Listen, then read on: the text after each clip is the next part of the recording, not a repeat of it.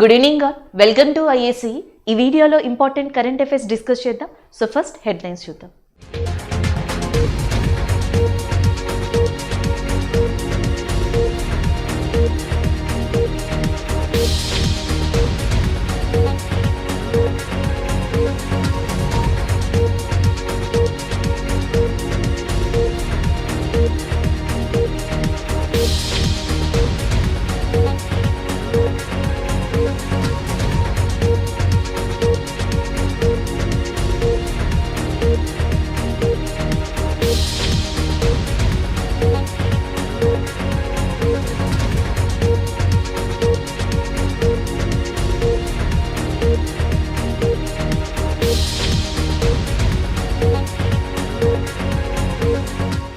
So ఇక్కడ current affair వచ్చేటప్పటికి book and ఆధార్కి సంబంధించిన కరెంట్ అఫైర్గా చెప్పొచ్చు. ఈ రోజు మనకి కరెంట్ అఫైర్లో ఉన్న ఆధార్ వచ్చేటప్పటికి bill gates.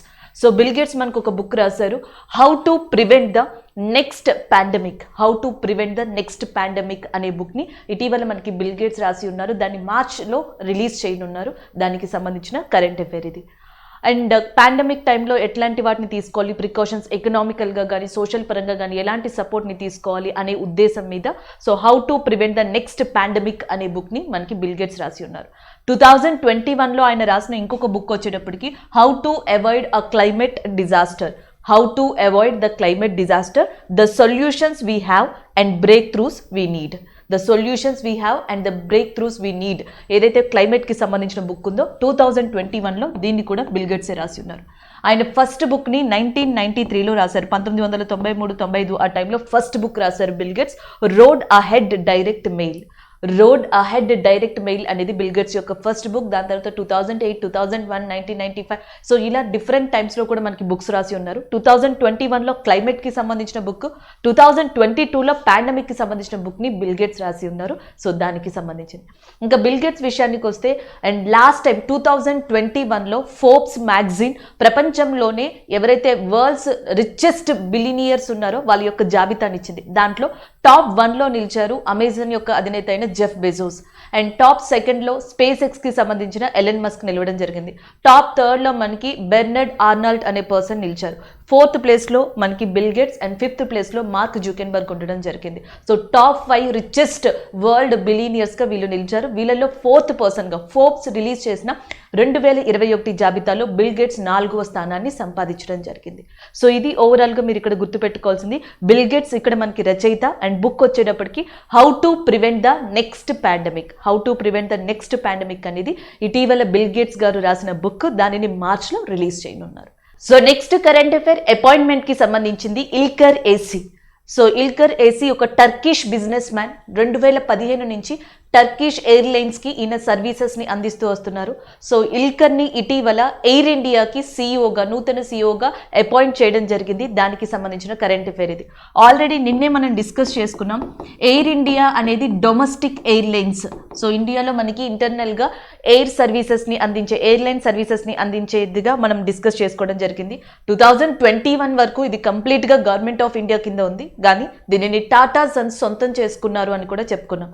And Tata Sons గురించి కూడా చెప్పుకున్నాం. నటరాజన్ చంద్రశేఖరన్ అనే పర్సన్ గురించి నిన్న మనం డిస్కస్ చేసుకున్నాం.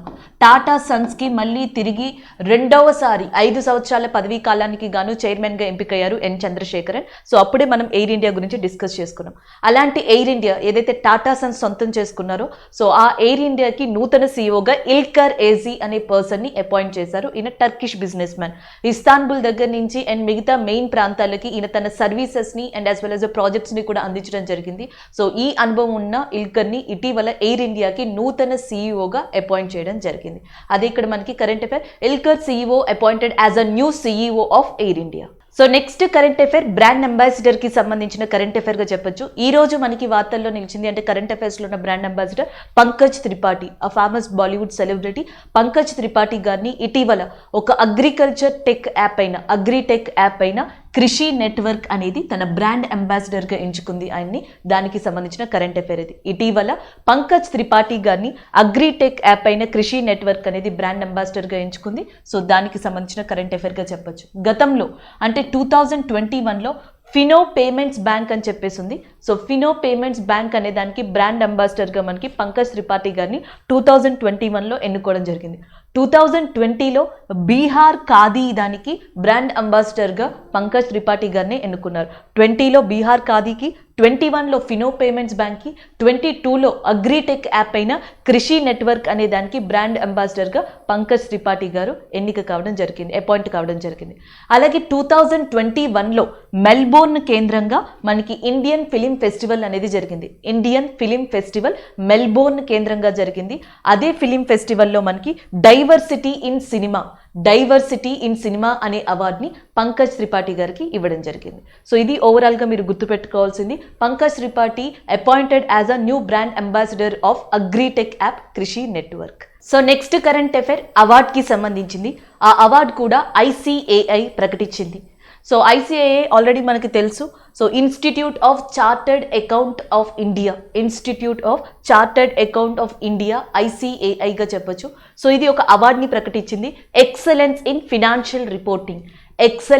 ఫినాన్షియల్ రిపోర్టింగ్ విభాగంలో ఇండియన్ రైల్వేస్కి సంబంధించిన రైల్ టెలికాం సంస్థ రైల్ టెల్ అనేది సో మనకి ఈ అవార్డుని తీసుకోవడం జరిగింది. మినిస్ట్రీ ఆఫ్ రైల్వేస్ కింద ఉన్న ఒక మినీ రత్నాగా పరిగణించే రైల్ టెలికాం లేదా రైల్ టెల్ అనే బ్రాడ్బ్యాండ్ నెట్వర్క్ సంస్థ ఏదైతే ఇండియన్ రైల్వేస్కి మనకి సర్వీస్ అందిస్తుందో సో ఆ రైల్ టెల్ అనేది ఏదైతే చార్టర్డ్ అకౌంట్ ఆఫ్ ఇండియా ఇచ్చిన అవార్డ్ ఎక్సలెన్స్ ఇన్ ఫినాన్షియల్ రిపోర్టింగ్ని ఈ సంవత్సరం 2022లో అందుకుంది. అది కూడా దేనికంటే జనరల్గా ఈ అవార్డ్ని better standards of financial reporting. So financial రిపోర్టింగ్కి సంబంధించి ఒక బెటర్ స్టాండర్డ్స్ని ఎవరైతే పర్ఫామ్ చేస్తారో సో వాళ్ళని ఎంకరేజ్ చేయడం కోసం ఈ అవార్డుని ఇవ్వడం జరుగుతుంది. జనరల్గా మనకి మినిస్ట్రీ ఆఫ్ రైల్వేస్ కింద ఏదైతే ఒక మినీ రత్నాగా రైల్ టెలికాం అనే దాన్ని తీసుకున్నారో ఇదేంటంటే భారతదేశంలోని ఆల్మోస్ట్ మనకి చాలా రైల్వే నెట్వర్క్స్కి ఇది తన యొక్క టెలికాం బ్రాడ్బ్యాండ్ సేవల్ని అందిస్తుంది. అండ్ 2006 to 2007 అంటే 2006 నుంచి 2007 వరకు కూడా దీని యొక్క ఇన్కమ్ అనేది చాలా మనకి విపరీతంగా హై గ్రాఫ్లో లొకేట్ అయి ఉంది. ఈవెన్ పాండమిక్ టైంలో కూడా దీని ఇన్కమ్ అనేది మనకి ఒక పాజిటివ్ వాల్యూని కూడా చూపించడం జరిగింది. సో అలాంటి రైల్ టెలికాం సంస్థకి ఇటీవల మనకి chartered account of India excellence in financial reporting అవార్డుని అందించింది.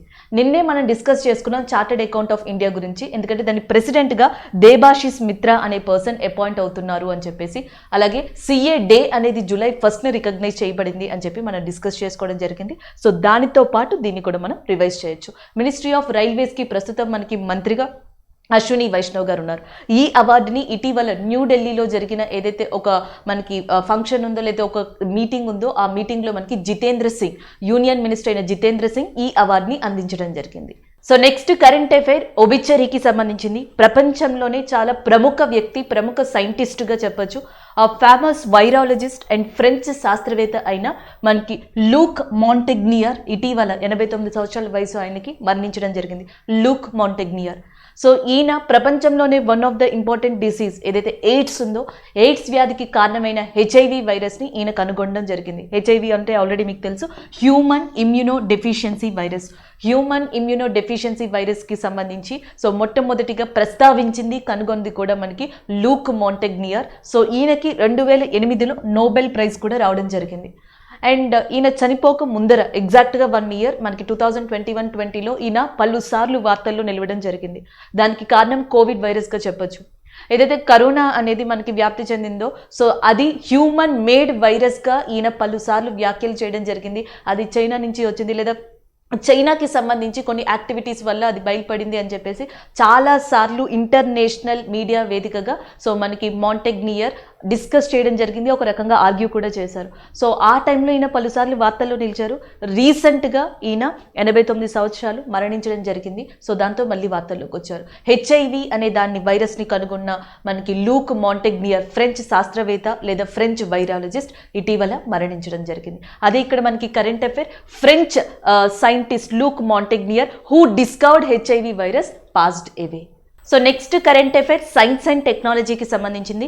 2022 ఈ సంవత్సరంలో ఇస్రో యొక్క ఫస్ట్ స్పేస్ మిషన్ సక్సెస్ఫుల్గా లాంచ్ చేశారు. దానికి సంబంధించిన కరెంట్ అఫైర్.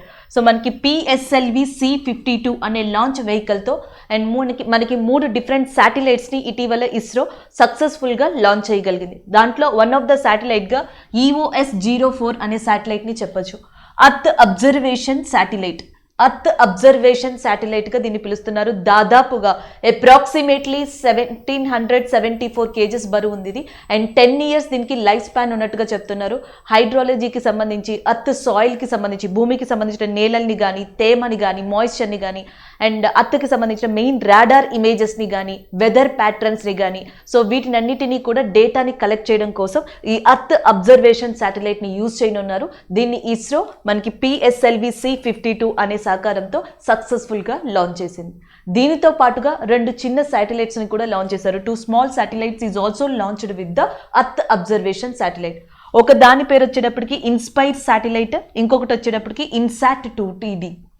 ఇన్స్పైర్ శాటిలైట్ అనేది Indian institute of space science technology, Indian institute of space science technology. So వీళ్ళు దీనిని నిర్మించడం జరిగింది. ఇది కూడా సేమ్ అంతే, వెదర్ ప్యాటర్న్కి సంబంధించిన ఇమేజెస్ని సో మనకి ఇది కలెక్ట్ చేస్తుంది. సో నెక్స్ట్ వచ్చేటప్పటికి INSAT-2TD. ఇది ఇస్రో కంప్లీట్గా మనకి ఏమంటారు మ్యానుఫ్యాక్చర్ చేసిన లేదా నిర్మించిన శాటిలైట్గా చెప్పొచ్చు. ఇది వచ్చేటప్పటికి ఎస్పెషల్లీ ఐనోస్పియర్ గురించి డేటాని కలెక్ట్ చేయడానికి and sun coronal heating process గురించి తెలుసుకోవడం కోసం దీనిని యూజ్ చేయనున్నారు. INSAT-2TD and inspire satellite, earth observation satellite, 3 శాటిలైట్స్ని PSLV C-52 అనే లాంచ్ వెహికల్ యొక్క సహాయంతో ఈ సంవత్సరంలో మొట్టమొదటిసారిగా ఇస్రో సక్సెస్ఫుల్గా లాంచ్ చేయగలిగింది. సో అది ఇక్కడ మనకి మెయిన్ థింగ్ గా చెప్పొచ్చు. నెక్స్ట్ వచ్చేటప్పటికి మనకి ఏదైతే ఈ అర్త్ అబ్జర్వేషన్ శాటిలైట్ అని ఉంది చూసారా, ఈ అర్త్ అబ్జర్వేషన్ శాటిలైట్కి సంబంధించిన పార్ట్స్ని కానీ మిగతా వాటిని కూడా ఎక్కడ కూడా మ్యానుఫ్యాక్చర్ చేశారంటే మనకి బెంగళూరుకి సంబంధించి ఒక స్పేస్ సెంటర్, సైంటిఫిక్ సెంటర్ ఉంది. దాని పేరు UR Rao centre, UR Rao space centre in Bengaluru. అక్కడ మనకి అర్త్ అబ్జర్వేషన్ శాటిలైట్కి సంబంధించిన మెయిన్ పార్ట్స్ అన్నిటిని కూడా మ్యానుఫ్యాక్చర్ చేయడం జరిగింది. So this is about this current affair. ISRO recently successfully launched 3 satellites. ఒకటి INSAT-2TD, next inspire and satellite 1, ఇంకొకటి earth observation satellite with the help of PSLV C-52.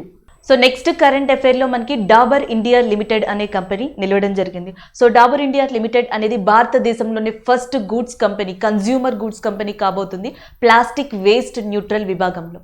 So ఇదేంటంటే plastic వేస్ట్ని minimise చేయడానికి, తగ్గించడం కోసం 2017-18 ఆర్థిక సంవత్సరంలో ఒక క్యాంపెయిన్ని లేదా ఒక ప్రాజెక్ట్ని స్టార్ట్ చేసింది. దాంట్లో భాగంగానే Dabur India limited financial year 2021-22 ఆర్థిక సంవత్సరం 2021-22కి గాను so 27,000 metric tons of plastic waste. So వాడేసిన ఆల్రెడీ ఏదైతే ప్లాస్టిక్ వేస్టేజ్ ఉంటుందో దాన్ని 27,000 మెట్రిక్ టన్స్ దాకా కలెక్ట్ చేసి రీసైకిల్ చేసి ప్రొడ్యూస్ చేయడం జరుగుతుంది డాబర్ ఇండియా లిమిటెడ్. సో దానికి గాను ఇటీవల అది వార్తల్లోకి నిలిచింది. సో ఇక్కడ మీరు చూడొచ్చు, India's first 100% plastic waste neutral and company Dabur India లిమిటెడ్గా గుర్తించడం జరిగింది. అలాగే నెక్స్ట్ వచ్చేటప్పటికి ఇటీవల హిమాచల్ ప్రదేశ్లో ఇది ఒక క్యాంపెయిన్ని కూడా స్టార్ట్ చేసింది, save the environment. So save the environment అనే కార్యక్రమాన్ని హిమాచల్ ప్రదేశ్లో స్టార్ట్ చేసిన కంపెనీ ఏది అంటే డాబర్ ఇండియా లిమిటెడ్గా చెప్పొచ్చు. అలాగే దాని యొక్క CEOగా మోహిత్ మల్హోత్రా అనే పర్సన్ ఉన్నారు. దాని హెడ్ క్వార్టర్స్ వచ్చేసేటప్పటికి గజియాబాద్లో ఉంది. సో గజియాబాద్ కేంద్రంగా పనిచేస్తున్న ఏదైతే డాబర్ ఇండియా లిమిటెడ్ అనేది ఉందో ఇటీవల భారతదేశంలోనే ఫస్ట్ కన్జ్యూమర్ గూడ్స్ కంపెనీగా నిలిచింది ఇండియాకి సంబంధించి ప్లాస్టిక్ వేస్ట్ న్యూట్రల్ విభాగంలో. దానితో పాటుగా హిమాచల్ ప్రదేశ్లో సేవ్ ద ఎన్విరాన్మెంట్ అనే ప్రోగ్రామ్ని కూడా ఇది కండక్ట్ చేస్తుంది. సో నెక్స్ట్ కరెంట్ అఫైర్, రాజస్థాన్కి సంబంధించిన ఒక ఫెస్టివల్ని ఇటీవల మనకి అక్కడ ఇనాగ్రేట్ చేయడం జరిగింది. దాని పేరు మనకి మారు Mahotsav. Maru Mahotsav a desert festival begins in Rajasthan. Especially ఈ మారు మహోత్సవ్ అనేది రాజస్థాన్లోని జైసల్మీర్లో ఉన్న పోఖ్రాన్ ప్రదేశంలో ప్రారంభించబడింది.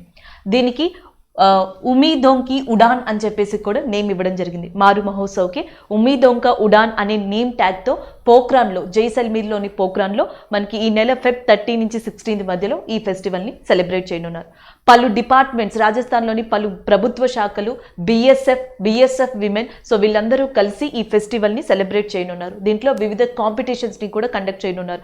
మట్కా రేస్ అని చెప్పేసి, ఇంకా డిఫరెంట్ కైండ్ ఆఫ్ గేమ్స్ అని చెప్పి, అండ్ యాజ్ వెల్ యాజ్ కాంపిటీషన్స్ని కూడా నిర్వహించనున్నారు. మెయిన్ కాంపిటీషన్ ఈ ఫెస్టివల్లో వచ్చి సఫా బాందో అనే కాంపిటీషన్ ఉంటుంది. అంటే దీన్ని మెయిన్ కాంపిటీషన్గా చెప్తారు ఈ ఫెస్టివల్లో ప్రతి ఏడాది. సో ఈసారి ఈ కాంపిటీషన్ని దూర్జన్ సింగ్ భాటి అనే పర్సన్, అక్కడ లోకల్ పర్సన్ దూర్జన్ సింగ్ పార్టీ అనే పర్సన్ గెలుచుకోవడం జరిగింది. ఇది ఒక ఎక్స్ట్రా యాడ్ ఆన్ పాయింట్గా మీరు గుర్తుపెట్టుకోవచ్చు. లేదా జనరల్గా డెజర్ట్ ఫెస్టివల్ అంటేనే రాజస్థాన్ గుర్తొస్తుంది. దాని పేరు మనకి మారు మహోత్సవ్గా గుర్తుపెట్టుకోవచ్చు. ఉమీదోంకా ఉడాన్ అని చెప్పేసి కూడా దానికి ట్యాగ్ లైన్ ఇవ్వడం జరిగింది. అలాగే నెక్స్ట్ చూసుకుంటే 1979లో ఈ ఫెస్టివల్ని అప్పటి చీఫ్ మినిస్టర్ ఆఫ్ రాజస్థాన్ అయిన బైరామ్ సింగ్ షెకావత్ స్టార్ట్ చేశారంట. Bhairon Singh Shekhawat former chief minister of Rajasthan, అలాగే భారతదేశానికి ఒకప్పుడు ఉపరాష్ట్రపతిగా కూడా వర్క్ చేశారు. Former vice president of India and as well as a former chief minister of Rajasthan. In 1979 Bhairon Singh Shekhawat he started dessert festival లేదా మరు మహోత్సవ్ ఇన్ రాజస్థాన్ గా చెప్పొచ్చు. సో దాన్ని ప్రతి ఏడాది కంటిన్యూ చేసుకుంటూ వస్తున్నారు. వివిధ ఇక్కడ ఏంటంటే కాంపిటీషన్స్ ని నిర్వహిస్తారు. దానితో పాటు ఫోక్ డాన్సెస్, రాజస్థాన్లోని ఫోక్ డాన్సెస్ ని కూడా ఇక్కడ ప్రదర్శించడం జరుగుతుంది. రాజస్థాన్లో one of the important folk dance గా కల్ బెలియా అనే దాన్ని చెప్పొచ్చు, లేదా స్నేక్ డాన్స్ అని కూడా దీన్ని పిలుస్తారు. కల్ బెలియా నృత్యం కానీ, గైరు నృత్యం కానీ వీటిని ప్రదర్శించడం జరుగుతుంది. కాంపిటీషన్స్ని కూడా నిర్వహిస్తారు. వీటితో పాటుగా బిఎస్ఎఫ్కి సంబంధించిన రైఫల్స్, అసల్ట్ రైఫల్స్, వీటికి సంబంధించిన ఎగ్జిబిషన్ని కూడా అక్కడ ఒకరోజు నిర్వహించడం జరుగుతుంది. అలాగే పోఖ్రాన్ గురించి మనకి ఆల్రెడీ తెలుసు. 1974లో ఆపరేషన్ స్మైలింగ్ బుద్ధ, 1998లో ఆపరేషన్ అణుశక్తి అనే పేరుతో 2 న్యూక్లియర్ టెస్ట్ని భారతదేశం పోఖ్రాన్లో నిర్వహించింది. పోఖ్రాన్నే ద ల్యాండ్ ఆఫ్ 5 మిరేజెస్ అని కూడా పిలుస్తారంట. ద ల్యాండ్ ఆఫ్ 5 మిరేజెస్ అని చెప్పేసి పోఖ్రాన్ని పిలవడం జరుగుతుంది. This is all about this current affair. So next current affair economy లేదా బిజినెస్ రిలేటెడ్గా చెప్పొచ్చు. ఇటీవల మనకి దుబాయ్ ఎక్స్పో కేంద్రంగా and global entrepreneurship monitor report 2021-22 అనేది రిలీజ్ చేయడం జరిగింది. 2021-22కి సంబంధించి గ్లోబల్ ఎంటర్ప్రెన్యూర్షిప్ మానిటర్ రిపోర్ట్ అనే దాన్ని దుబాయ్ ఎక్స్పో కేంద్రంగా రిలీజ్ చేశారు. దీంట్లో ఇండియా టాప్ 5 కంట్రీస్లో వన్ ఆఫ్ ద కంట్రీగా చోటుని సంపాదించుకుంది. జనరల్గా ఏంటంటే ఇండియాలో మనకి ఇండస్ట్రీస్ని, ఏదైనా స్టార్టప్స్ని మనకి స్టార్ట్ చేయొచ్చా, లేకపోతే దానికి సంబంధించిన రూల్స్ ఏంటి, సో అవి ఎంత ఈజీగా ఉన్నాయి, కన్విన్సింగ్గా ఉన్నాయి, సో ఎలాంటి క్యారెక్టరిస్టిక్స్ని కలిగి ఉన్నాయి, ఇలాంటి different kind of thing, eco ఫ్రెండ్లీనా, ఎన్విరాన్మెంటల్ ఫ్రెండ్లీనా, సో ఈజియెస్ట్ బిజినెస్ కలిగి ఉందా లేదా, నామ్స్ ఏంటి, ఇలాంటి కండిషన్స్తో కూడిన డేటా ఏదైతే ఉందో సో దాన్ని కలెక్ట్ చేసి మనకి సో టాప్ 5 కంట్రీస్ని కూడా ఇక్కడ ఇవ్వడం జరిగింది.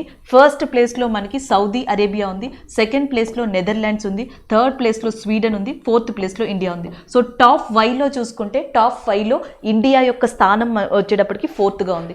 దుబాయ్ ఎక్స్పో కేంద్రంగా గ్లోబల్ ఎంటర్ప్రెన్యూర్షిప్ మానిటర్ రిపోర్ట్ 2021-22కి సంబంధించి ఇండియా 4th ప్లేస్ని సొంతం చేసుకోగా ఫస్ట్ ప్లేస్లో సౌదీ అరేబియా, సెకండ్ ప్లేస్లో నెదర్లాండ్ అండ్ థర్డ్ ప్లేస్లో స్వీడన్ ఉంది. సో జనరల్గా స్టార్టప్స్ విషయానికి వస్తే ఇండియా 2021-2022 ఇప్పటిదాకా కూడా సో మనకి గ్రోత్ని చూపిస్తుంది అని చెప్పేసి మనం అనుకోవచ్చు and as well as discuss చేయొచ్చు కూడా. ఎందుకంటే లాస్ట్ టైం మనం చూసాం యూనికార్న్ ఇండెక్స్ అని చెప్పేసి వచ్చింది. యూనికార్న్ ఇండెక్స్లో first USA, second China and third స్థానాన్ని ఇండియా సంపాదించుకోగలిగింది. సో ఇప్పుడు ఇక్కడ మనకి ఈ బిజినెస్ ఎక్స్పో కనుక చూస్తే 4th స్థానాన్ని ఇండియా ఓవరాల్గా సంపాదించుకోగలిగింది. సో స్టార్టప్స్ విషయంలో కానీ, ఎంటర్ప్రెన్యూర్షిప్ విషయంలో కానీ ఇండియా గత కొద్దేళ్లతో కంపేర్ చేస్తే మనకి బెటర్మెంట్ని చూపిస్తున్నట్టుగా చూడొచ్చు ఇక్కడ మనం. సో ఆ పాయింట్ని కూడా మీరు గుర్తుపెట్టుకుంటే ఈజీగా ఈ 2 కరెంట్ అఫైర్స్ని ఇంటర్లింక్ చేయొచ్చు. యూనికార్న్ ఇండెక్స్కి సంబంధించి టాప్ 3లో ఇండియా ఉంది. గ్లోబల్ ఎంటర్ప్రెన్యూర్షిప్ మానిటర్ రిపోర్ట్కి సంబంధించి ఇండియా టాప్ 4లో నిలవడం జరిగింది. ఈరోజు కరెంట్ అఫైర్స్ ఏవైతే డిస్కస్ చేసుకున్నామో వాటి రివ్యూ చూద్దాం. ఫస్ట్ వన్ వచ్చేటప్పటికి how to prevent the next pandemic. How to prevent the next pandemic అనేది బిల్ గేట్స్ రాశారని చెప్పేసి దీని గురించి మనం డిస్కస్ చేసుకోవడం జరిగింది. ఆయన ఫస్ట్ బుక్ని 2021లో క్లైమేట్కి సంబంధించిన బుక్ని కూడా ఆయన రిలీజ్ చేసినట్టుగా మనం డిస్కస్ చేసాం. అలాగే నెక్స్ట్ వచ్చేటప్పటికి Ilker AC appointed as a MD and CEO of Air India. So మనకి టాటా సన్సే సొంతం చేసుకోబడిన ఎయిర్ ఇండియా అనే దానికి ఇటీవల సిఇఓగా అపాయింట్ అయ్యారు ఇల్కర్ ఏసీ. టర్కిష్ బిజినెస్ మ్యాన్గా ఈయన చాలా పాపులర్గా చెప్పొచ్చు. సో ఈయనని అపాయింట్ చేయడం జరిగింది, ఇది డిస్కస్ చేసాం. నెక్స్ట్ వన్ కృషి network ropes in actor Pankaj Tripathi as a brand ambassador. So మనకి 2021లో ఫినో అనే దానికి, 2022లో కృషి యాప్కి అండ్ 2020లో బీహార్ ఖాదీ అనే దానికి బ్రాండ్ అంబాసిడర్గా బాలీవుడ్ సెలబ్రిటీ అయిన పంకజ్ త్రిపాఠి గారిని అపాయింట్ చేసినట్టుగా మనం డిస్కస్ చేయడం జరిగింది. Next one RailTel wins and chartered account of India award for excellence in financial reporting. September 2000లో మినిస్ట్రీ ఆఫ్ రైల్వేస్ కింద మినీ రత్నాగా ఎస్టాబ్లిష్ చేయబడిన మనకి ఏదైతే రైల్ టెలికాం సంస్థ ఉందో ఇటీవల చార్టర్డ్ అకౌంట్ ఆఫ్ ఇండియా దగ్గర నుంచి ఎక్సలెన్స్ ఇన్ ఫినాన్షియల్ రిపోర్టింగ్ అవార్డ్ని ఇది అందుకుంది. సో నెక్స్ట్ వన్ చూస్తే గ్లోబల్ ఎంటర్ప్రెన్యూర్షిప్ మానిటర్ 2021-22 రిపోర్ట్. 2021-22కి సంబంధించి దుబాయ్ ఎక్స్పో కేంద్రంగా గ్లోబల్ ఎంటర్ప్రెన్యూర్షిప్ మానిటర్ రిపోర్ట్ అనేది రిలీజ్ అయింది. దీంట్లో సౌదీ అరేబియా టాప్ చేయగా అండ్ నెక్స్ట్ వచ్చేటప్పటికి ఇండియా అనేది 4th ర్యాంక్లో నిలవడం జరిగింది. నెక్స్ట్ వచ్చేటప్పటికి Maru Mahotsav a desert festival celebrated in Jaisalmer Rajasthan. So మనకి రాజస్థాన్లోని జైసల్మీర్లో పోఖ్రాన్ కేంద్రంగా ఫిబ్రవరి 13 నుంచి 16th మధ్యలో సో మనకి ఈ మరు మహోత్సవ్ ఉమ్మీదోం కా ఉడాన్ అనే ట్యాగ్ లైన్ తో ఉత్సవాన్ని నిర్వహించనున్నారు. దానికి సంబంధించిందిగా చెప్పొచ్చు. India's first 100% plastic waste neutral FMCG company Dabur India limited. So Dabur India limited అనేది భారతదేశంలోనే మొట్టమొదటి ప్లాస్టిక్ వేస్ట్ న్యూట్రల్ కంపెనీగా రికార్డ్ని క్రియేట్ చేసింది. Next one ISRO's first mission of 2022. 2022లో ఇస్రో సక్సెస్ఫుల్గా 3 శాటిలైట్స్ని PSLV C52 అనే ద్వారా మనకి లాంచ్ చేయడం జరిగింది. దాంట్లో ఫస్ట్ వన్ వచ్చేటప్పటికి అర్త్ అబ్జర్వేషన్ శాటిలైట్ అనేది. సో అర్త్ అబ్జర్వేషన్ శాటిలైట్ అనే దాన్ని లాంచ్ చేయడం జరిగింది. Weather report and as well as వెదర్కి సంబంధించిన డేటాని, అర్త్కి సంబంధించిన నేలలు, సాయిల్, మాయిశ్చర్ వీటి గురించి డేటాని, రాడార్ ఇమేజెస్ని కలెక్ట్ చేసేందుకు. ఇంకొకటి వచ్చేటప్పటికి ఇన్స్పైర్ శాటిలైట్ 1 అనే దాన్ని కూడా లాంచ్ చేసింది. ఇంకొకటి వచ్చేటప్పటికి ఇన్సాట్ 2TD అనే శాటిలైట్ని ఇది లాంచ్ చేయడం జరిగింది. నెక్స్ట్ వన్ వచ్చేటప్పటికి French scientist Luc Montagnier who discovered HIV virus passed away. So మనకి లూక్ మాంటెగ్నర్ అండ్ ఏదైతే HIV వైరస్ని మనకి కనుగొన్నారో 2008లో నోబెల్ ప్రైజ్ని కూడా గెలుచుకున్న వ్యక్తిగా ఆయన పేరుగాంచారు. సో ఆయన రీసెంట్గా వర్ణించడం జరిగింది. దానికి సంబంధించిన కరెంట్ అఫైర్ ఇది. సో ఇవి ఈరోజు మనం ఓవరాల్గా డిస్కస్ చేసుకున్న కరెంట్ అఫైర్స్. Thank you.